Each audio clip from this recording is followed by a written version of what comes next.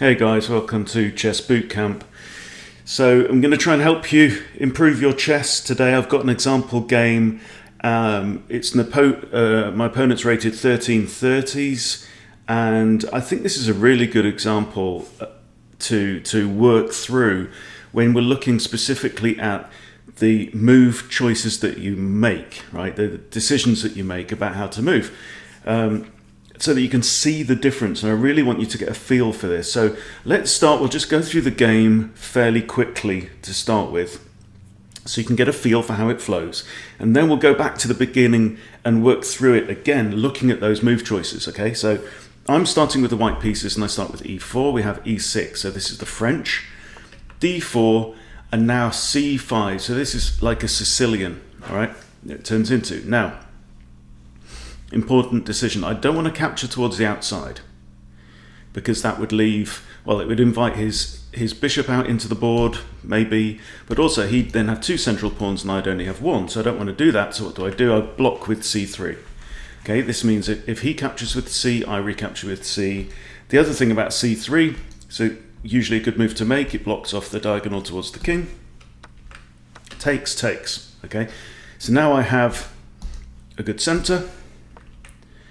And now knight comes out, a6. So what's this doing? I mean, it's kind of stopping the bishop from coming to there, but it's not doing anything to help his development, right? It's not helping his bishops to get out into the board, for example. So I develop a bishop, so now I have two minor pieces out. Now another pawn push, b5, kicks the bishop. It's not a problem, my bishop just drops back to b3. Now he develops a bishop onto this diagonal. Okay, and this turns out to be quite key. So I castle, and now the knight comes in to attack my bishop. Now, moving the bishop now would be inaccurate because I've already moved it twice. So I moved it once to here, then he made a pawn move and kicked it, so I've moved it back to here, and now he's played the knight. So I don't want to move the bishop again, and it's defended by my queen. So much better would be to develop another piece. So I develop my knight to c3. Then he captures and I recapture with the queen. And now look at the board. This is the difference, right?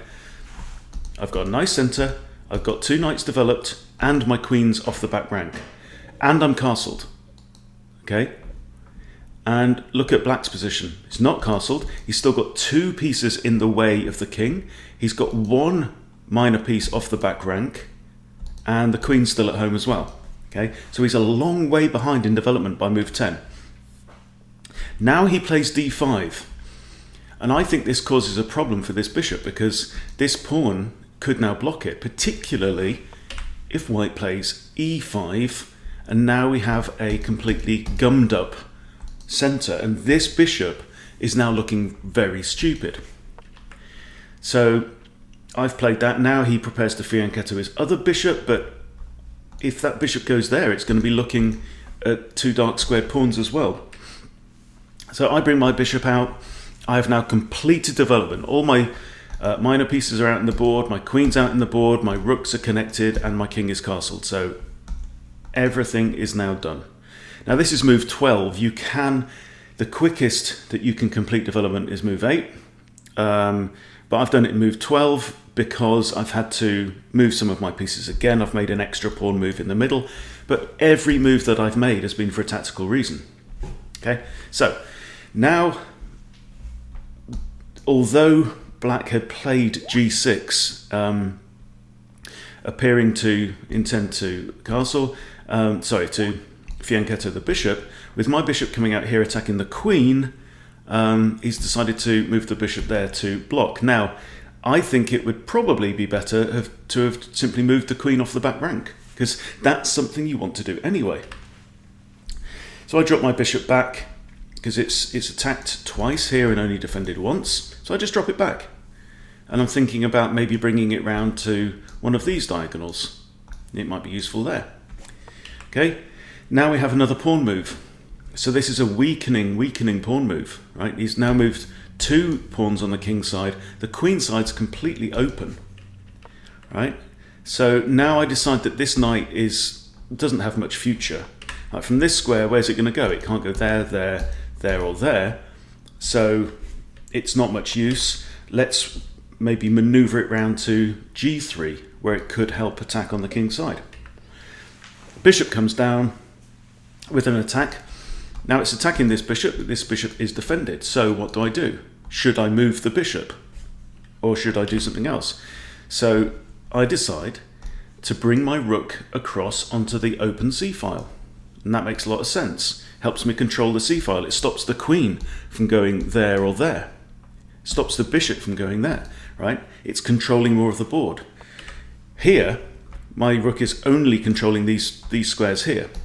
But from this position, it's looking at the whole of the back rank and the whole of the c-file as well. So it's become a more powerful piece. Bishop captures my bishop, I recapture with the knight, no problems at all. Now the knight moves out, and now black is looking like he's getting ready to castle, maybe on the king's side, even though he's weakened a couple of pawns already. I move my queen across so that now if he castles, this pawn will be undefended because the rook will have moved. So knight comes in to attack my queen, which is a good move. It attacks the queen and it defends this pawn. Okay, and now I just move my queen in. He pushes another pawn. I move my queen across. I'm in no rush. I know I'm on top in this game. And now he moves his king forwards, which is slightly unusual. And now we get ready to attack. Right? Black is definitely in a weaker position. His rooks don't have much scope on the board. Look, they're only looking at a few squares. The queen has not moved at all. And he's just moved his king. So he's not going to castle. He probably wasn't going to castle anyway. So maybe what black was thinking here is, look, I'm not going to put my king here. And I'm definitely not going to put my king there. But he can't, legally can't anyway, because it's under attack. Okay, so maybe he's thinking I'll just get my king off the back rank, kind of have my major pieces here patrolling the back rank. So, time to start an attack. Knight to g3. Addresses this knight. That pawn is defended by the queen. Right, so the knight can't go there. It could capture my knight. And it could technically go here on h4. What he does is he captures the knight. I recapture with the queen. Now, recapturing with the f-pawn would also have been an idea, because it would have opened up this file. But I thought recapture with the queen, leave my king nice and safe. There's no reason to weaken my king. Now, queen comes out with an attack against this pawn. So I just maneuver my knight round to b3. And that knight is now looking at this very tasty square on c5, you see? Okay, and it's defended there by a pawn and the rook. Now there's another pawn push, which doesn't really achieve much. And it's these little moves that make the difference, and we'll see that when we go over it again. Now queen over to f3, and what I'm doing is I'm now looking at the f6 square, which comes with check, okay? Because with my queen on f6, the king cannot move onto the back rank because it will have queen captures rook on h8 with check. Then the king will have to move again, right? So the king is going to have to move to this square. It's the only square. This one's guarded by the pawn, right? And now we have another pawn push, but this is not really an attack, okay? Because I have a better attack because I can now come in with check, right? And just see what happens. Now the king moves to the only square. Now I come in with a knight with check. So this is a fork. It's attacking the king and the bishop. I don't want to capture that bishop, right? I certainly don't want to exchange my really strong knight for that really weak bishop. And notice that this bishop has been there for the entire game, staring at the back of this pawn's head with nothing to do. It can't go anywhere. There is no way for this bishop to improve its prospects in this game. Okay? King moves across again. I capture the pawn, again with check. King moves back. Now I come in with a fork, right? And this is pretty much the game over now, okay?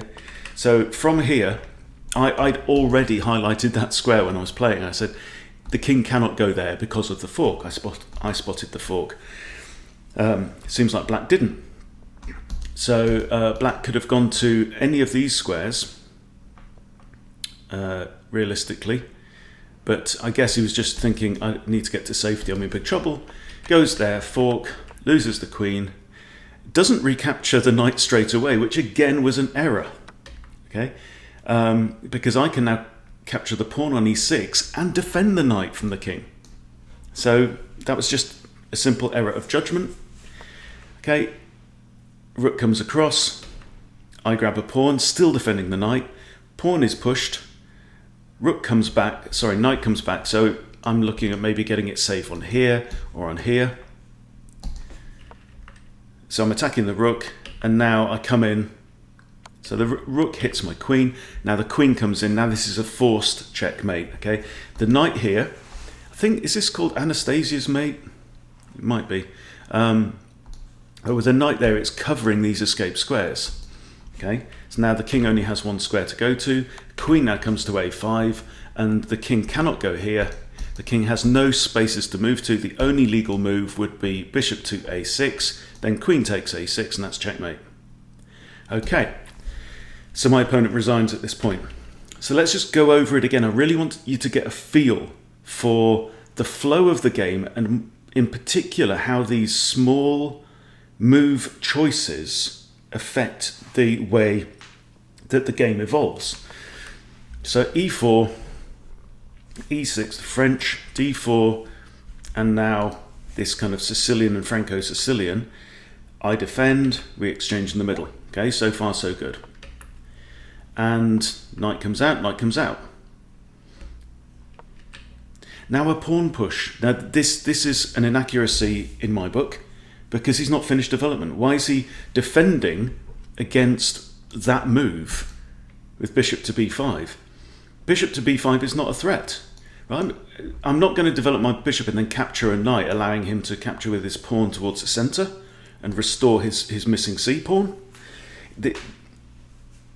He's defending against something that I don't want to do. It's not a real threat. Okay.